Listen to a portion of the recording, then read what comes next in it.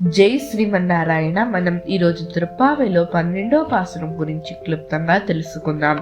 கனைத்திலம் கற்றருமை கன்றுக்கிறங்கி நினைத்து முலை வசிய நின்று பால் சோரா நனைத்தில்லம் சேரார்க்கும் நச்செல்வன் தங்காய் மணித்தலை வீசனின் வாசல் கடைபத்தி சினத்தினால் தென்னிலங்கை கோமானை செத்த மனத்துக்கு ஞானை பாடமும் நீவாய் திறவாய் இனித்தான் எழுந்திராய் ஈதென்ன பேருறக்கும் அனைத்தில்லத்தாரும் அறிந்தேலோ ரெம்பாவாய்.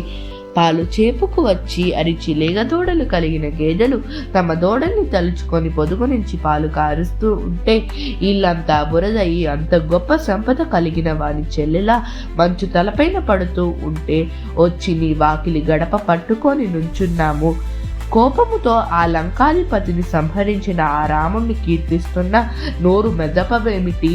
ఏమి గాఢనిద్రమ్మ! లోకులు అందరికీ నీ గురించి తెలిసిపోయింది, ఇంకనైనా మేలుకోవమ్మా అంటూ 7వ కోపికని 12వ పాసురంలో మేలుకొలుపుతుంది గోదమ్మ. ఈ పాసురాన్ని శ్రీపెరంబుదూరులో రామానుజాచార్యుల వారి అవతార స్థలంలో ఎప్పుడైనా 2 సార్లు సేవిస్తారు. ఈ పాసురం రామానుజాచార్యుల వారికి ఎందుకు అంటే, రామానుజాచార్యులు దివ్య చరిత్రతో ఆస్వాదించే పాసురం ఇది.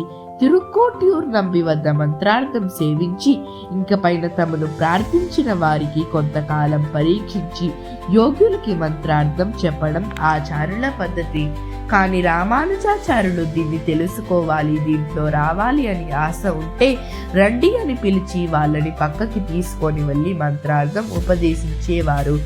ఇలాగా ఈ ఆవులు తనంతట తానే పాలు పోసి ఇంటిని బురద చేశారో అలాగే రామానుజాచార్యుల వారు ఇష్టమున్న వాళ్ళకి మంత్రార్థం ఉపదేశించేవారు. అందువల్ల శ్రీపెరంబుదూరులో 2 సార్లు సేవిస్తారు ఈ పాసురం. గోపికని సంబోధించడానికి గోదమ్మ నచ్చల్వంతంగా ఆయన కీర్తిస్తుంది. నామ సంకీర్తనలో భాగంగా మనోభిరామ అని అంటారు గోదమ్మ.